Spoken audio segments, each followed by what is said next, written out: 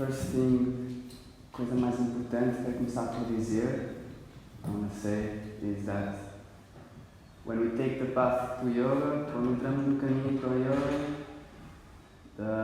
we have to see ourselves as brave people. Because somos corajosos quando entramos no percurso. Because when we get in the path, we are putting some things in the fire of yoga, you know? We're like, sacrifice, okay, my clothes, yeah, and take something there. And it's a journey where, é uma jornada em que temos que sempre pôr o nosso próprio eu, ou o eu com que nós nos identificamos, sob um desafio. A jornada do yoga faz com que a gente questione o que é que nós somos, não é? O que é que faz a nossa personalidade, ou o que é que é o nosso verdadeiro eu. Essa é a jornada sempre. E nesse processo, quando entramos numa sala de yoga para praticar, pode haver vários motivos, seja físico, saúde, mas vamos sempre pôr em desafio, vamos sempre confrontar o nosso eu, a nossa sensação de eu, com um limite, com um desafio. E vamos sempre questionar, a questão está sempre aí. So, the idea is that in the journey of yoga, our self is always with a challenge. We're always questioning the self, you know? Always finding the beliefs and finding the limiting beliefs and always showing the challenges to the self so that we can go deeper and learn beyond the identified sense of self, you know. So a jornada acaba por nos pedir que nos colocamos, aquilo com que nós nos identificamos, num ponto fora da nossa zona de conforto. Bringing the self that we identify ourselves with beyond our level of comfort. And for that is a brave move. Para isso mesmo uma coisa corajosa. Tipo, nós estamos numa vida, temos uma forma de viver, temos uma rotina, temos os nossos gostos, os nossos desgostos, temos a nossa forma de interagir, está tudo bem, choramos, estamos extasiados, felizes, por algumas razões, e depois o yoga vai-nos pedir para irmos além dessas razões e descobrir quem é que nós somos por trás dessas razões.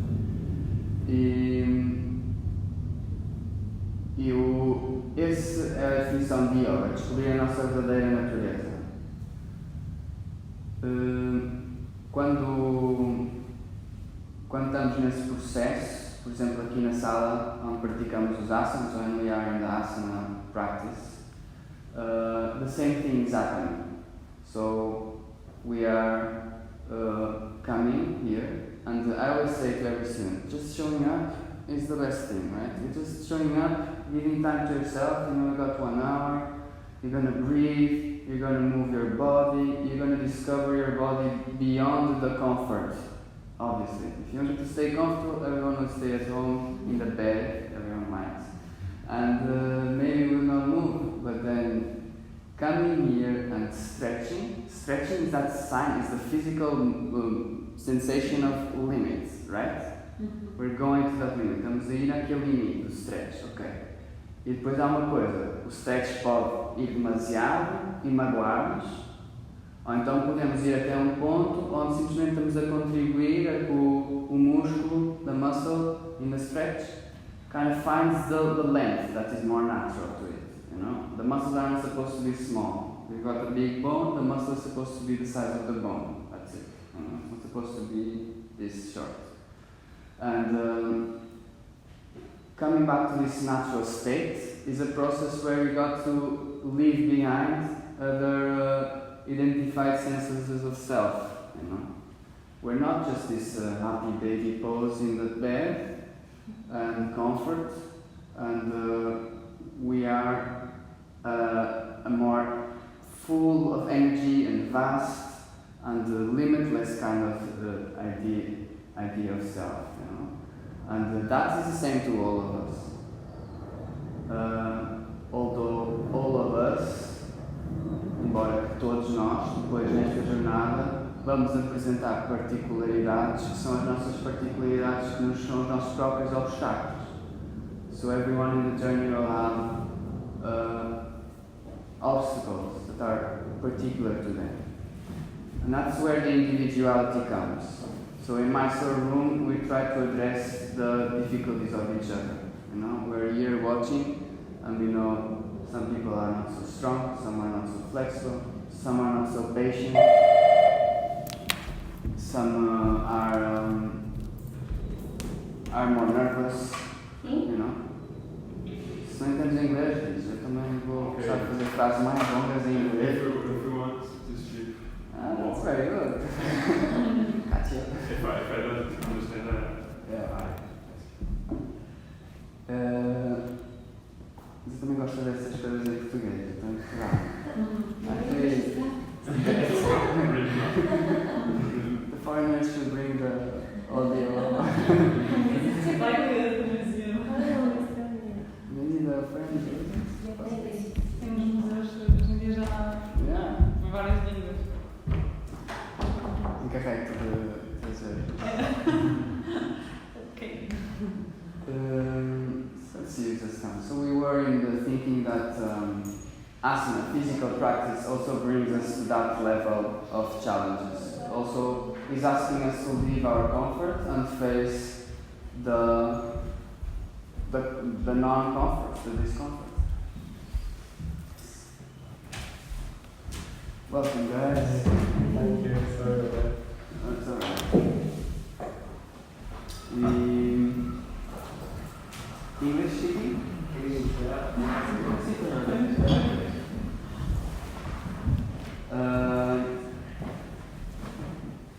We were just in that part of the talk where we were saying that yoga practice, in its extent, it's asking us to leave our comfort zone and come into a place where we challenge our self-definition, you know, and that at some point is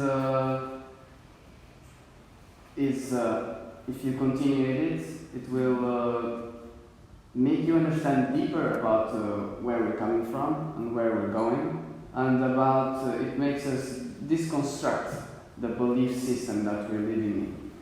And going back to the practice we're thinking, and we come here to practice, although it's a physical practice, the practice can go through the body work to a deep-rooted complexes and try to uncover mental limitations that are present in the asana practice, in the physical practice, but also are present in our day-to-day lives. And in a Mysore practice, in the practice where every student is autonomous and every student faces their own demons or limitations, the teachers try to address, and they are watching and see what is going on. Some are too eager to display their force when they can just work on the things that they're not so comfortable with. And some are just too flexible and don't want to create stability in the postures or in the practice. And through that we can also see that maybe in their day-to-day lives, people can bring more the practice to unveil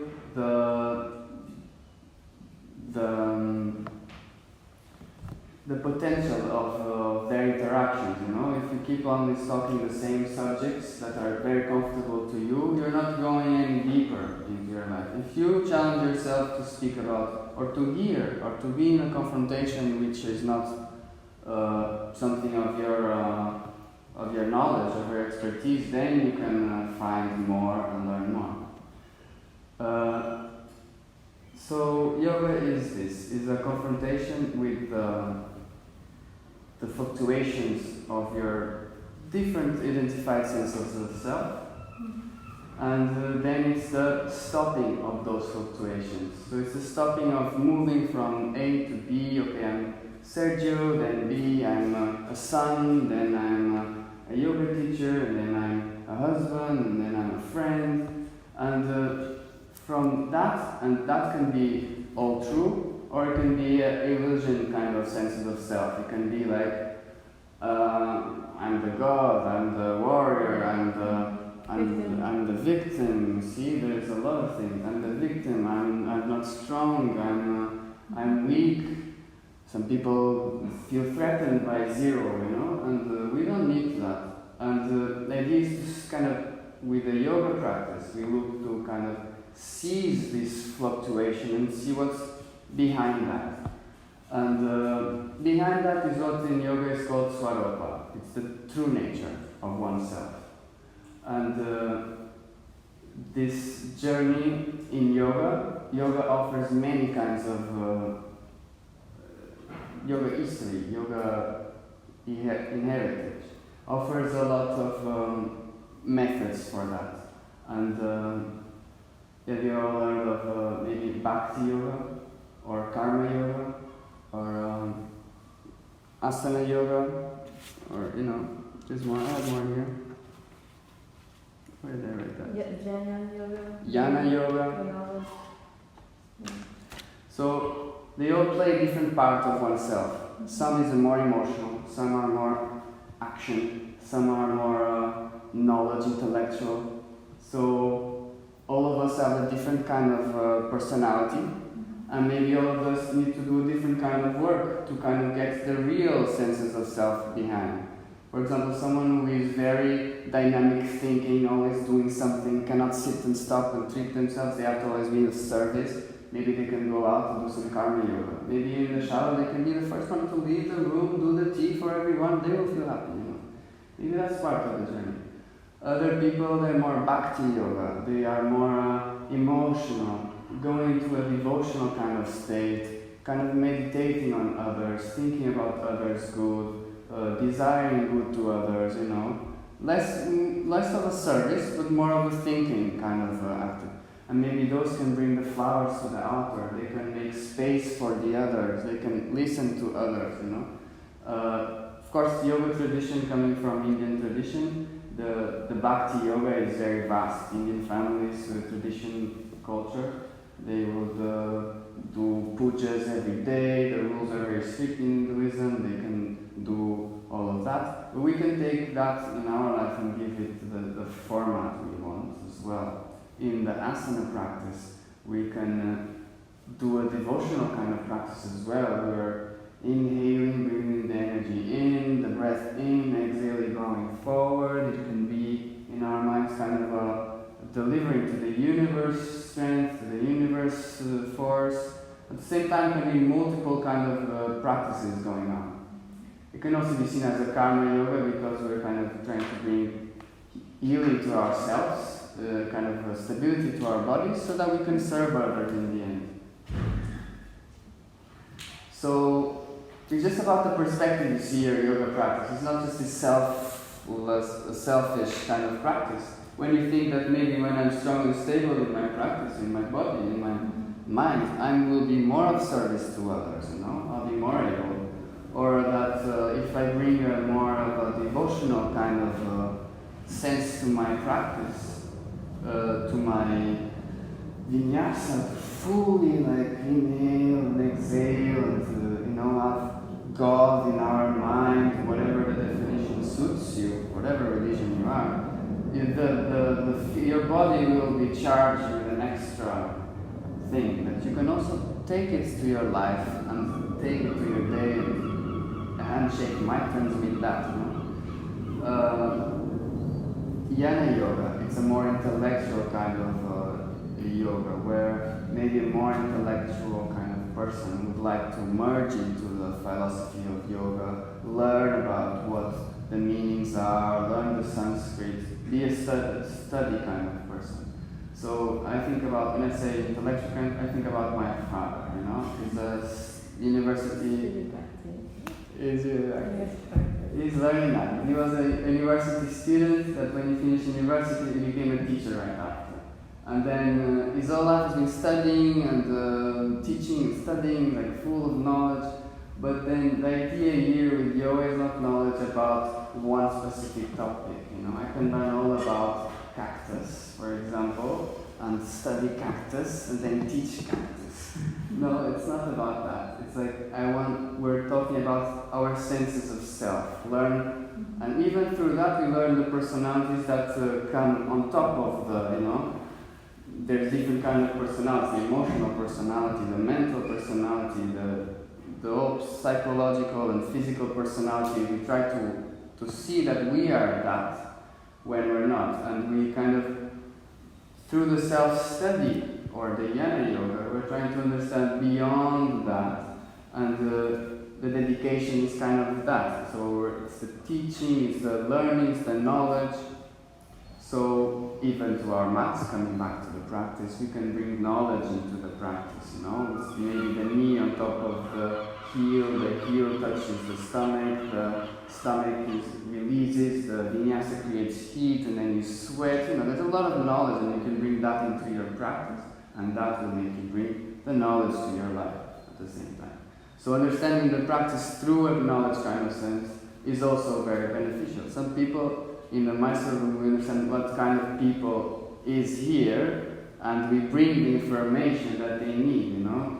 Sometimes they want to know how is this posture benefiting them on a physical level. And maybe we know, and maybe we share, and the person is like, okay, so I'll do it. And they do it.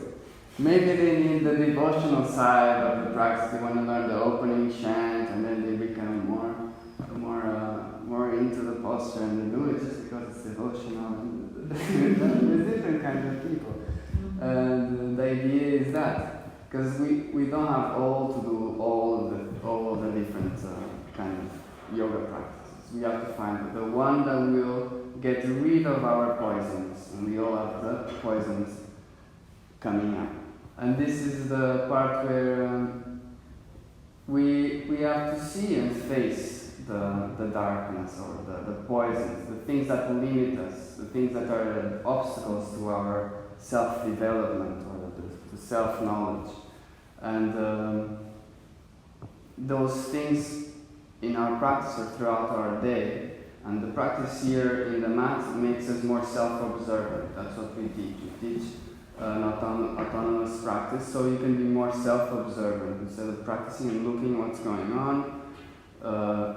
You're asking yourself to look at your body, and body is like the campus, it's like the lab of your life.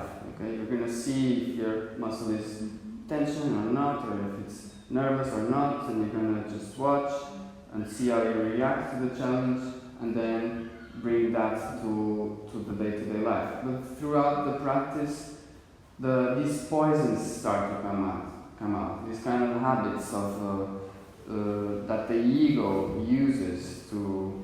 Then the ego is this identified sense of self. So the ego uses some tools to kind of stop the progress, where the ego kind of dilutes itself more and more. And about the ego or identified senses of self, I believe they're healthy egos, and that's what makes us interact with each other as one individual to another. And but sometimes ego also makes the obstacle. It's too much or too less. It's kind of trying to pretend that it's no one, and that's no. You're something here. You have a part in this whole community kind of thing. We all have a part. So the idea is not to suppress or to exaggerate. Yeah, and the idea is so we can find the balance in between that. So the ego, when it is in a position of too strong kind of protection, maybe it's a dominated kind of ego, or maybe it's not. It's the opposite, kind of a victim, kind of laying low. I don't want to participate. I'm no good. It's kind of finding excuses that make this identified sense of self, the ego, kind of limited and comfort, you know. So when we're doing practices, we're just observing these layers and observing what's come out. Our self kind of responses with these kind of poisons. They're kind of harsh and they kind of like come out, and they're always subconsciously happening, and sometimes they're just healthy. Okay, they're just showing you something. It's a power you have that you can use well, but most of the time it's just too much. It's just coming too strong. And in this practice was identified that this practice brings out this kind of things in the practitioners. So the 6 poisons you all know, very conventionally known. It's the greed, sloth, envy, what else? Hungry. Anger, like rage, yeah? Rage. Greed, sloth. Gula is like greed as well. Gula. It's like eating and It's like wanting too much. I have this paper here because laziness. Laziness, sloth. Yeah, sloth.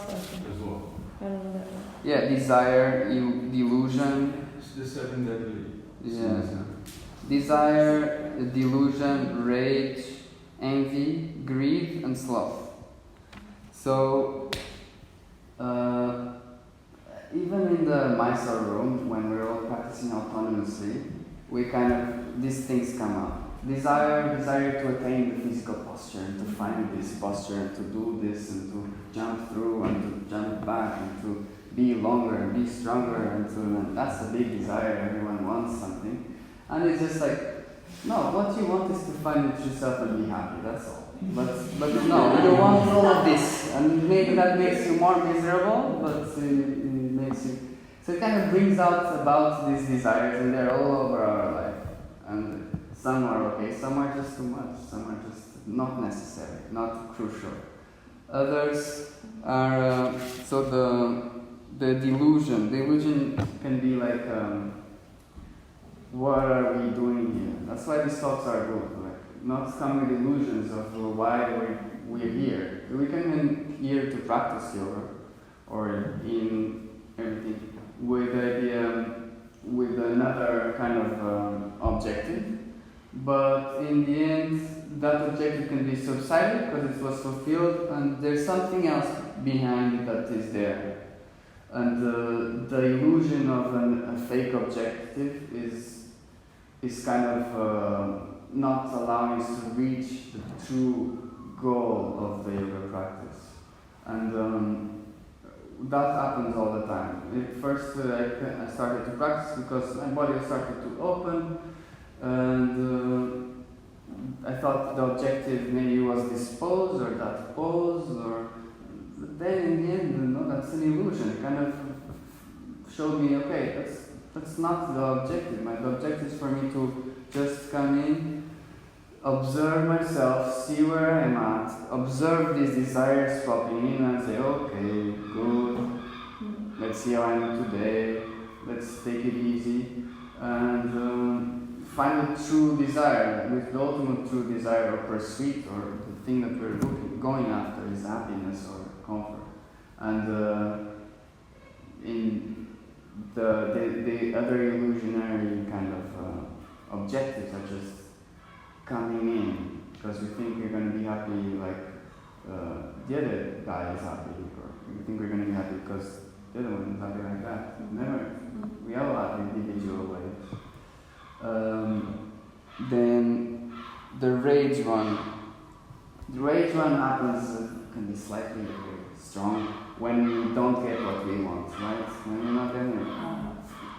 So when we have that illusion that we want something and then we don't get that, we get really like, oh, why? And we get pissed. Or maybe you're not being able to do something you did before. Yeah, maybe you lose something you were very good at. Maybe in child you were very good at, or in the practice you were doing this asana, then you lost it because maybe women get pregnant, maybe men has more job hours, or maybe he got pregnant too. But he was a father. Maybe Maybe he ate pizza last night. Maybe pizza last night. And he can't find the pizza. Nobody's asking the That's a good one. So all the points coming together. And because we have desire, we have rage now, and then so they're all like envy. Envy is like the other guy does it, I don't do it, and then I'm trying to find out Have to be better than them. This comes as well. Not watching. Not? It's not watching. Like watching someone else's nap. Yeah. Like not being present with yourself. Exactly. Just sitting alongside the rest of the story.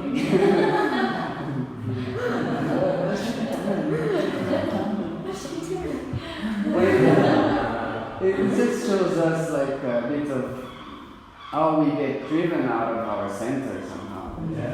It's a very good example, even in a small room with 6 mats, you get that feeling like, and maybe you go out and you go every day, buy fruit that you like, and you like to see, and then someone comes in and buys that fruit and buys the other 10 fruits, and you're thinking, maybe I like those 10 fruits, maybe I want the money he has to buy all, but no, maybe I'm happy with this, it's okay.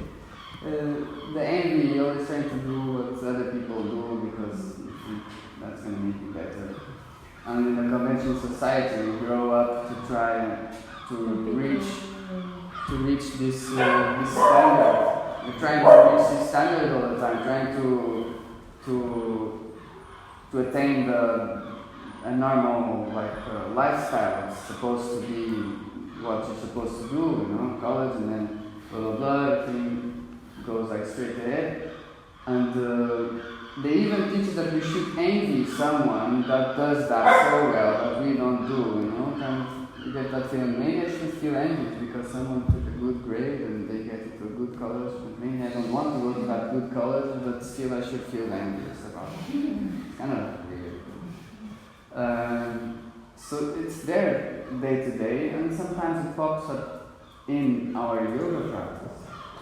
And we should just observe it and notice. The other poison, greed, wanting everything now and here, querer tudo agora, querer tudo aqui, querer tudo, wanting everything in the moment, not allowing the process to happen, There's a process for all of us. And we already showed up here or to other kind of community service or into our yoga practice. I told it can be bhakti, can be karma, can be learning about himself through knowledge, to feel more fulfilled or to know a bit better about our journey or development. And we kind of think we should have everything now. The results should come now. Like people are not patient. That should be the greedy aspect, the poison that comes. We should expect. I don't want to make working so hard. I don't have a promotion. No, everything just comes like that so fast. And that's also that's the ego talking when we kind of, instead of thinking, okay, I didn't have the promotion because maybe something better is going to come for me, that the universe is keeping it in secret and I just have to wait. Or maybe someone else got the promotion because maybe it's their true calling, And instead of just wanting things very fast and now, here. And in Ashtanga practice, things are very gradual. We take it gradually and we ask people to just sit a bit in this posture so you can find what is missing, take a week or two, find it, and then maybe you'll do it, Maybe you will do it and you have to be patient. Or maybe you'll just understand the challenge, and that's already enough. And the sloth. The sloth is always for last because, everyone likes to just sit there and just be comfortable, Saturday morning. They got to let us, or should But yeah, I believe there's a good scale of sloth, and then there is like too much. We should just. Very little is also some people's problem. They cannot rest. Then you can go and do karma yoga. Just serve coffees to people. Just go and pick the fruits and then give to us. Okay, no problem.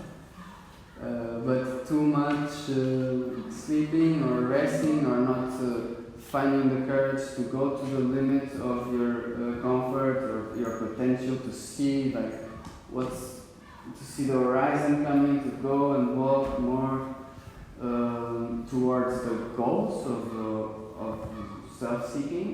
It brings us out of the comfort. So that's a big one. So the full the idea is Ashtanga is an 8-linked part, has 8 parts, and the first 2 are yamas and niyamas, which are regulations towards oneself or towards the others. The third one is asanas, and the fourth is pranayama, which is breath control. And asanas are the poses, the postures. And in the practice we teach, what is visually we're teaching is the physical asanas and pranayama we are teaching. But and throughout the practice you will apply automatically the fifth one, which is pratyahara, to kind of bring the attention inwards instead of always looking out. And that comes with the memory and the autonomy and the drishti. And the pranayama and asana are taught gradually. So when we start with a shorter practice, and when we get a bigger practice, it's more challenging to keep up with the breath control. Not like go and let's go back and keep the steady breath. So that's what I'm saying. Visually, it seems like we're teaching here only these 3, but since you're arriving now in space, we're asking of some basic yamas and niyamas out of here. Respect the other. Now with COVID, it's very clean. If you don't clean and you don't wash your hands, it seems maybe you're not a good practitioner. I don't know. It says there in the sign. That's a very good thing. But respect the space of others and be nice. Yamas and niyamas also is a big conversation, but they're something that you control inside of you. You know, you cannot go and teach you how to be nice. It's something that comes out of you, and all we can do is inform. But listen, with the asana practice, you purify your body and your mind. Purifying your body and your mind, so you're cleaning everything. So then you should be able to really apply these yamas and niyamas. So first we go through the grosser parts, the being healthier, having a steady mind. Otherwise, you're not able to even choose how do you want to act. You're just reacting to things. So that's why also we start by this asana.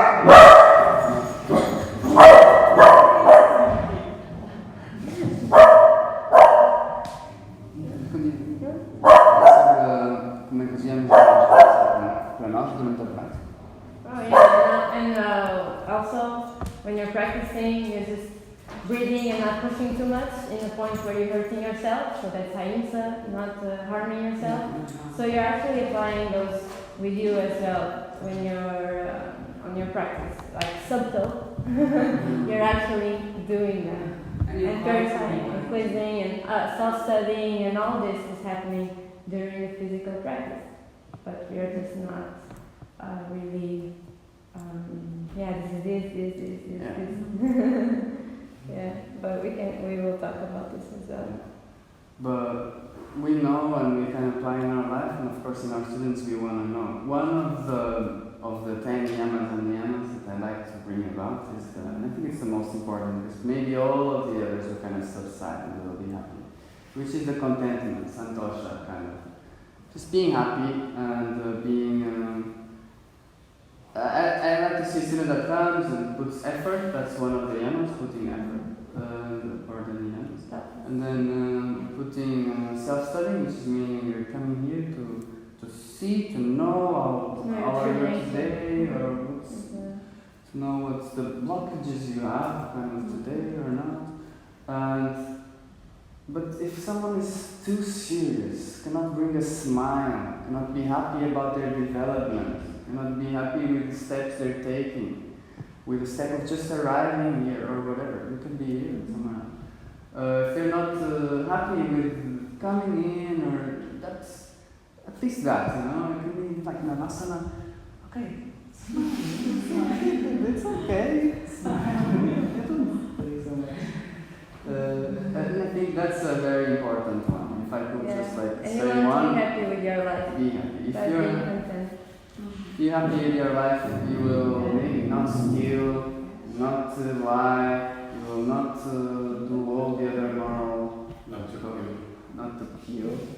Very important. Yeah, not No, harm. it's not harming. not stealing. No, ahimsa is not kill. It's non-violence. It's not to kill. It's not being violent. You can be violent with yourself without killing yourself.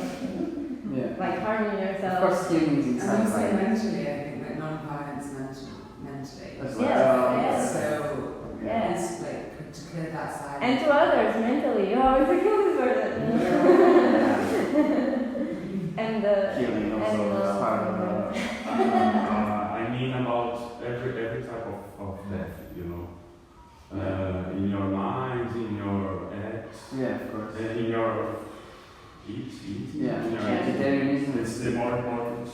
Our philosophy teacher says, if you say you're a yogi and you are not vegan or you're vegetarian, an asan. It's hard. you're a Asani. asani, you're not a yogi, you're asani.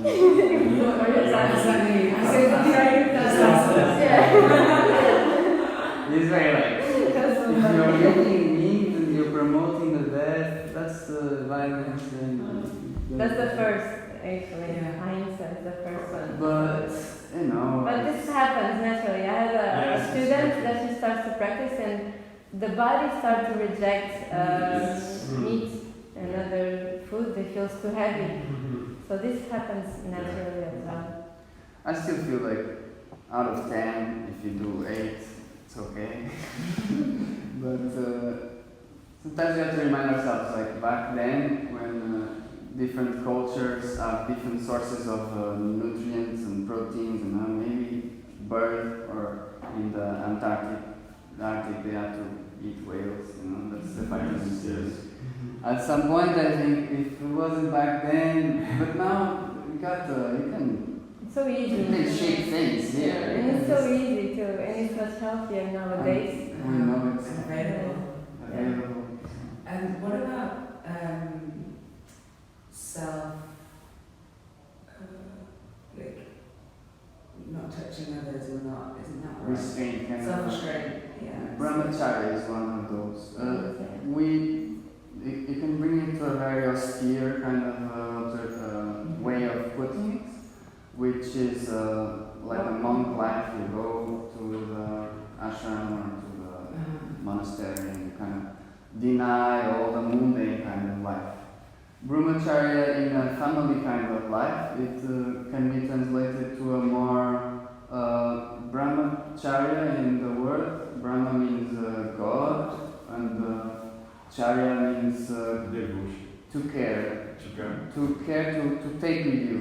Take with you Brahma. Wherever you are, take God with you. Not just a mundane. It's like a sacred relationship. Yes, So so you you can put do the that divine, even in your food. Yeah. It's not, if you overeat, you even be sick on your belly, right? So it's just the exact quantity that you need. It translates to not Not indulge. to, yeah. Indulge and to be. Yeah, so in relationship, biting and touching is not about touch. Of course, you can touch, but it has to be touching with consent, touching with the presence, you know, not just be a habit of force, or, you know, it has to do with that, with being truth and deep and sacred.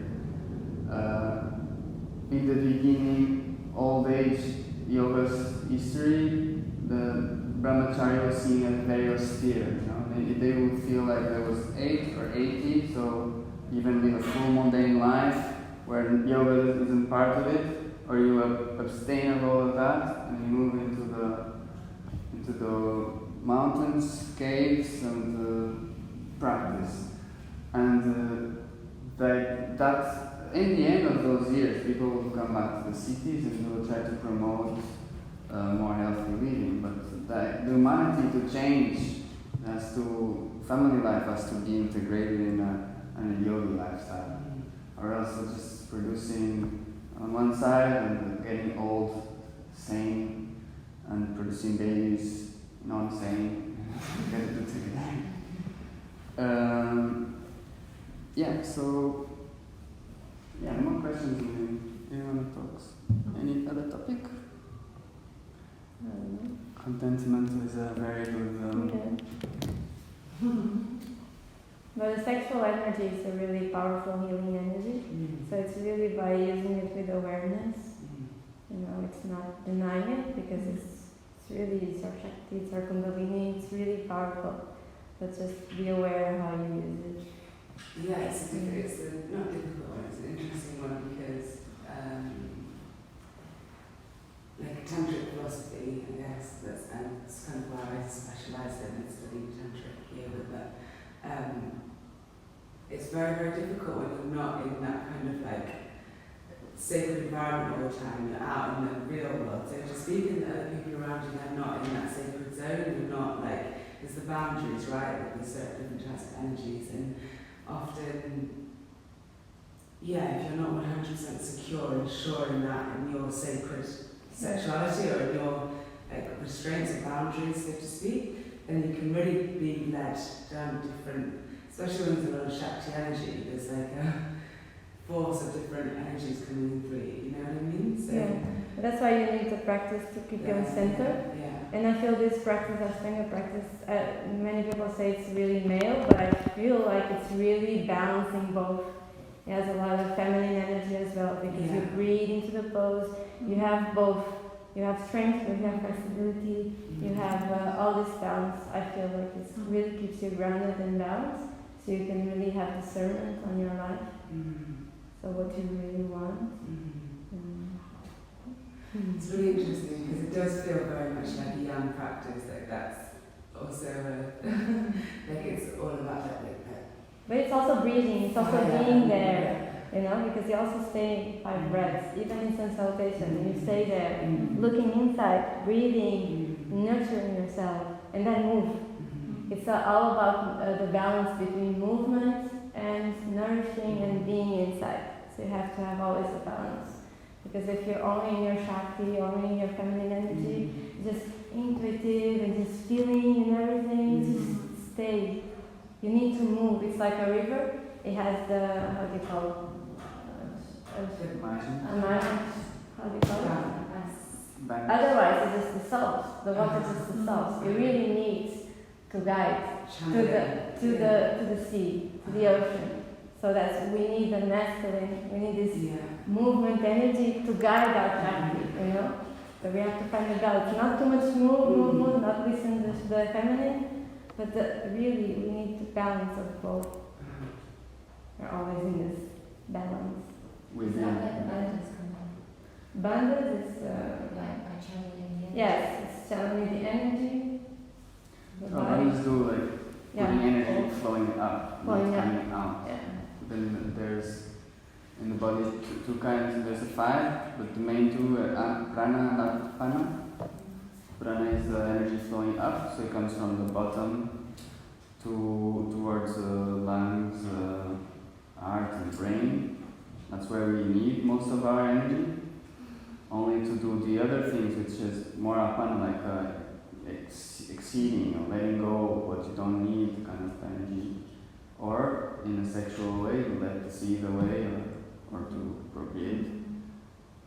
That's, so the mula bandha closes the energetic.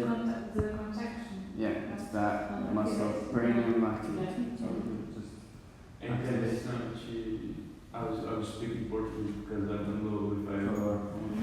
É interessante que fiquemos com o Mulovanda ativado todo dia, o dia todo. Ah, não, é. Não, na prática. Mantém. Na hora da prática só, mas... Sim. Porque eu vejo muito a prática do Ashtanga como a prática é a mesma todo dia. E tem dias que você vai até aqui, tem dias que você para aqui porque não está concentrado ou não está, tipo, você acha um asana mais difícil num dia, no outro você acha ele mais fácil. Ou seja, o que mudou não foi a prática, foi você. Sim. Tá, né? Então você que está mudando, você tem que perceber isso. E aí o que é que eu penso? Eu penso que conforme a prática vai me ensinando isso, eu tenho que trazer ela para as outras áreas do meu dia a dia fora do tapete. Né? Por isso eu fico pensando em reter energia aqui no Lavanda todo dia andando. Não é reter, na verdade não estás a reter, estás a trazer energia para cima. Não Isso, estás a deixar a energia sair. Estás a fazer como sair. Ficar ativado ali para que eu também fique com a Pode visualizar, se calhar a energia a subir. Sim. Exatamente. Não queres ter só aqui. Ah, sim. Queres que a energia flua. Acender.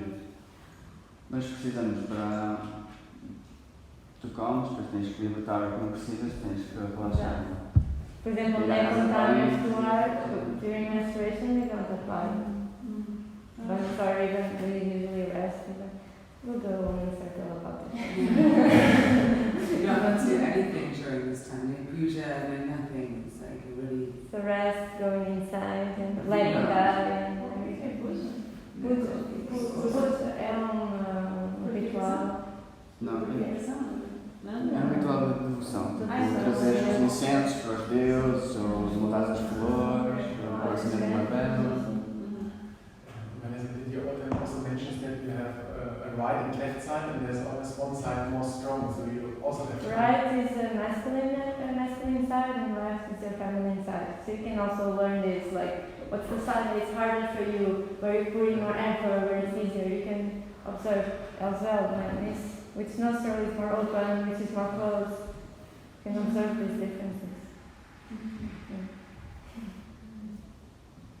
Do you feel like social media has a new role in how we waste our energy, waste each other's energies, and not have that kind of respect, and it's not as conscious that you could be scrolling for a long time, and or you could be putting up content that's not really that The social media is just a tool. It's really how you choose to use it, but it's made to you to be there for hours. But you just have to have the boundaries and like, okay, it's enough. I have this time and I choose what I want to see and not be settling, you just use it as a tool. Not letting the tool use you. That's like the mind. Using the mind as a tool, not letting the tool use you. But it's hard. It's hard. It's a very powerful platform as well, like a platform of so much information and content and like stuff. Building a community, like people with interests. I think if you use it in a very conscious way, you can bring the brahmacharya thing in a very sacred kind of way.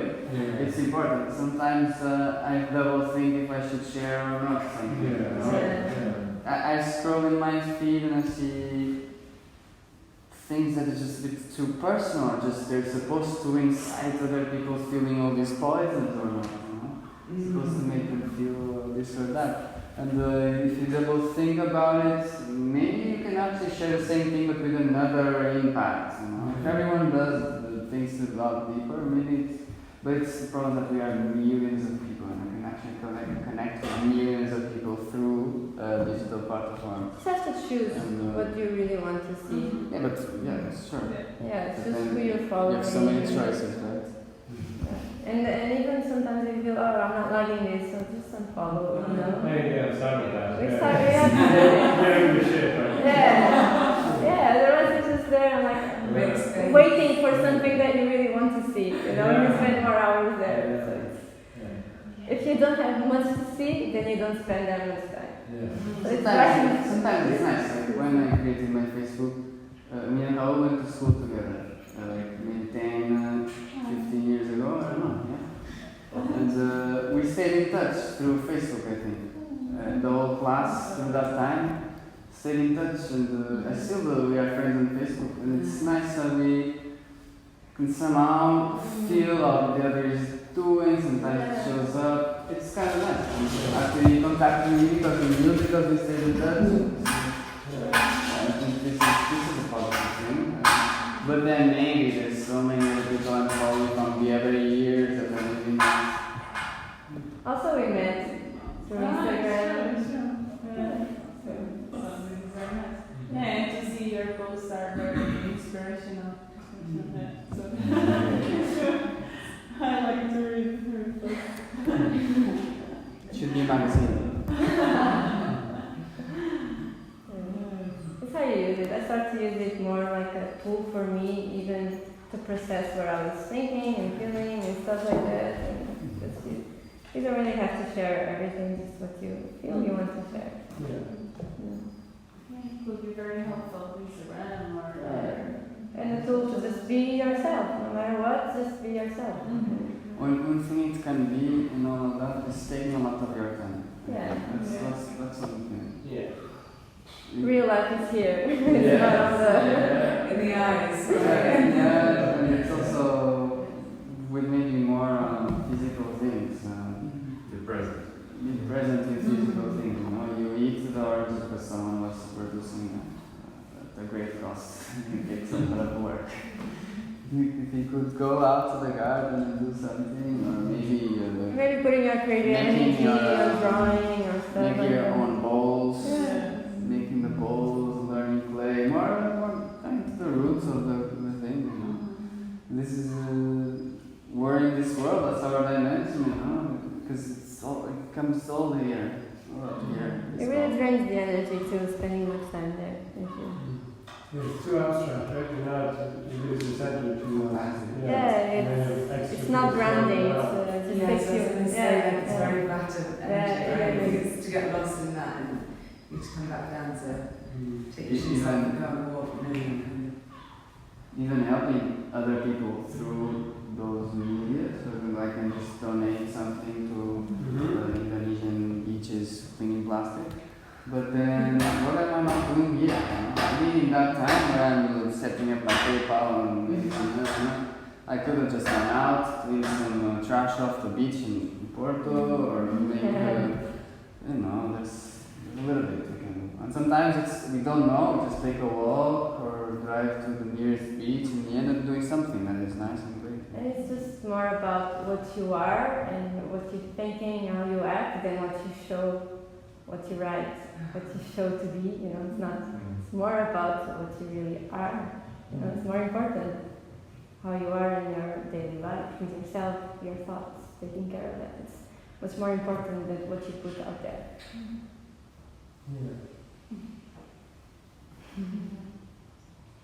Yeah. Any more yoga questions? Yeah, I have one. I was in a bit of a debate recently and I don't really have enough weight, so I just thought I'd ask you guys. If you, trauma that we hold in the story in our body, it's like very passed down through ancestral, generational, right? So when we were in our mother's wombs, we were experiencing the trauma of that space.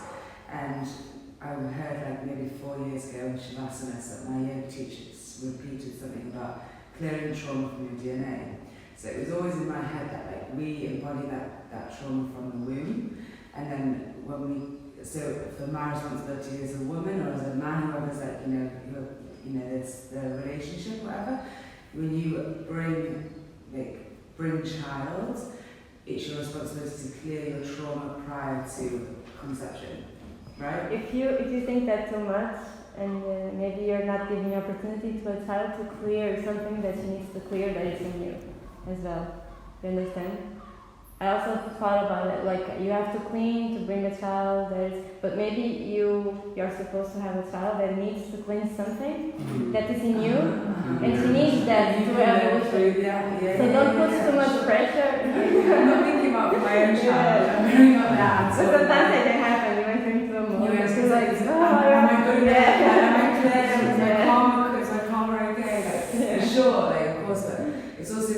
teaching and when you're giving information and when you're giving, you know, talking about these topics and But it's important to you to think that you don't want to give this karma to your child.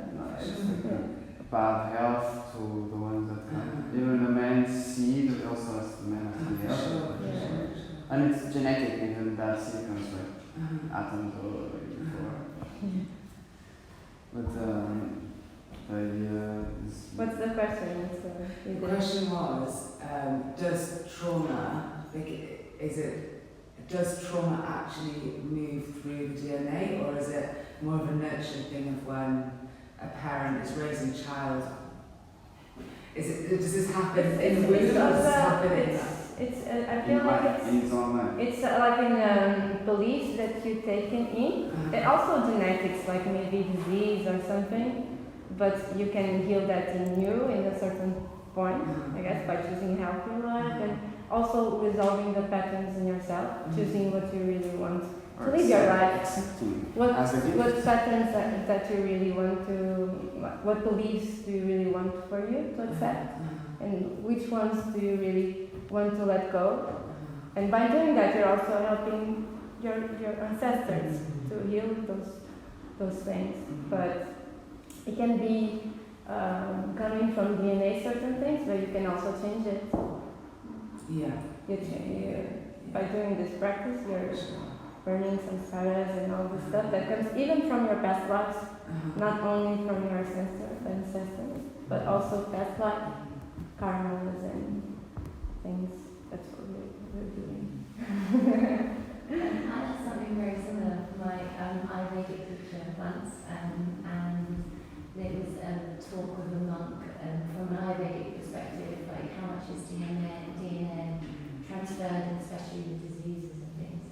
And he actually said it's more like 50-50. So there is, which is exactly what you're saying, like there is an element where you can cleanse yourself before, especially for more so holding the baby for the womb space. But then by eliminating everything, actually sometimes you're denying someone their karma. So that's where it may be incurable diseases or something that's very difficult for us to kind of explain, like there's justice in the world with this. You can't take away somebody living out their karma. So that's part of their destiny, and actually by trying to change that, you're not helping the matter at all, because there's past lives and and then by denying the child or whatever the situation is, of that kind of karmic release means that theoretically they have to go back through life again through the same cycle. So you can't control everything. Actually, you're not doing any good by controlling everything, which kind of is quite an interesting way of explaining why there's so much bad things happening in the world, really, because it's karmic. You've got to be lived through. It's like cleaning the symptoms. Cleaning some scars that we carry with ourselves. And not creating new ones. That's the point. That's why we practice as well.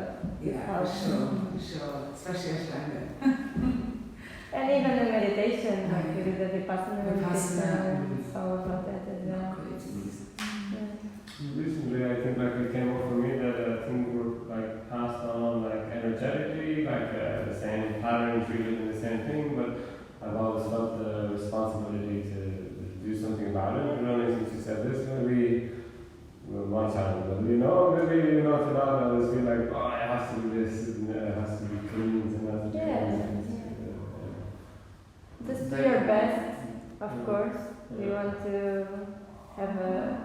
to build a world where people are healthier and happier and with themselves, so they can deal with others. And that's what you're living in your life. That's the example that you're going to teach to your child. That's living by example. It's more like that. And that's how we are going to change this, is by having a child and educated in way that we want to see the world and all this. I think the idea of treating the symptoms of things and not going to the root causes of things, you know, it's more or less the same. Like, the cure has to come from within, you know, the mental shift has to happen. You always change the out. It's like you're trying to do taking a pill, magic pills. I don't know. You have to build like in the yoga asanas, I could go every day and pull you into the asana, and you will not be able to make that little thing go into the asana. Some days you have to let you do and struggle and move, maybe a bit deal with it. If you always give the magic pill and always the prop, always the jacket, always you won't gain, the body won't gain resistance towards the environment. About those things, I will see that there is like a karmic or energetic self or soul, kind of with its own traumas, and then in a new life it will be incarnated, or it will emerge in a body that is synced with those traumas. So it's not like the body has the genetic root to develop a body that can host kind of soul that has that kind of karmic or lifestyle to kind of work it out. Yeah, it's like a mess. So the soul, the entity is somewhere there, energetically kind of like see where it's going to go, so it can work on those karmas, I think there's some skara slate, and then it will eventually incarnate in a place where it has those challenges, in a body that has those challenges, and the environment that it has to also heal, the family, environmental things. That's an ideal. Yeah, we need to go through some trauma to be able to learn something and to yeah. The idea of birth being a traumatic experience for every baby, it's a very deep idea. It's like a new death. It's actually life. About what you're saying about death. Death is change, you know? Yeah. So the idea is not that you provoke death, it's just that you accept death. As a change. E você permitir que viver num ambiente que tenha morte. Tipo, sabe, pessoas tóxicas. Sim. E isso tudo eu acho que gera um monte de hormônios aqui e pensamentos que vão lhe enganando, vão tomando conta de você. Sim. Também estão a dizer, não quero estar aqui. Sim. Não quero estar aqui, não quero estar a lidar com aquilo, se calhar. Ou então... Mostrar coisas tóxicas dentro de ti mesmo, não fora. Sim, é mais fácil, né? Uma coisa que tu tens dentro de ti e mostrar, porque se não tivesse, não ia estar naquela frequência e nem não te ia fazer muita diferença, ia passar um pouco ao lado. Se estás a perceber, se estás a afetar, está aqui alguma coisa. O fato de eu estar a perceber aquilo mas já é bom, já me põe agora para dentro, e mudanças de dentro é que tens que fazer e não tentar o outro mudar ou tentar nada, mas voltar responsabilidade por dentro, não é? Total. I also think that when we grow up during education, we are also filled up with trauma by the parents' experience, and when they get educated from the grandparents, so there are a lot of things being transported. Trying to pass you the trauma of generations. And it's huge in some people it's the Holocaust. Yes. It's a number of years ago, and some people it's like, it's insane. I know that every time 25 of April in Portugal is Dia da Liberdade, like the end of the dictatorship in Portugal. When was that? 25 of In 74. That's real, that's like... And then my mom, every time it's that day, she calls me and says, freedom, you're so lucky, you don't do this. And I'm like, okay, you're passing me a trauma which I don't really have. We understand they're doing their best, the best they can, you know? We just have to accept, and they're just doing their best. They're humans as well. They're also learning, they're also in this journey. Just have compassion for that. It's really important. And remember the responsibility. The responsibility within. Yes, This yes. is something. Now it's your choice. Do you want to repeat that? What do you really want to live? Right? I think it's tricky to recognize which you can use of those traumas or let's say frames they gave to you, or which are completely outdated. You have to get rid of them. Yeah. Sometimes need some distance to look within to really. And I think they come up every time you take a decision. You have to ask yourself, okay, where does this decision come from? Is it your, let's say, parents' decision or your grandparents' decision? For example, what they often maybe say is stick to the job. If you have a job, be happy and stay your whole life. You should have a job, yeah. As a day, you have all options, so you don't. This is old. You can do something that you love and you don't have to have a job. Do something that you love and that you're happy to wake up and go and do. And you don't have to. Don't get stopped by old thinking. Some things and traumas they might be given to you, so you break them. Like, okay, I'll take that. Yeah. I think being yogi children, like yogi children, you have so much responsibility and also opportunity to be able to do that, because it's easy to break patterns, it's easier to look within and analyse most of other people. They walk kind of blindly and they, not there's them and then us or whatever like this, but for a lot of people you do notice that they're just in their patterns and they don't even have the awareness of being in their patterns, and it's like. But by us being aware and doing that job, we are helping others to do that just by doing that. And just by us being here, it's like we are on the path. We are all, but just more aware that we really want to be free, right? And be happy, and not following that I have to do this, I have to. I want to, just change. Just change the little word makes all the difference. I'm choosing. It's not like I have to. It's like I'm choosing to do this, even if I don't feel like doing. I'm choosing because something. Just by changing that way of saying, it changes everything. You become in control of it, basically. Yes.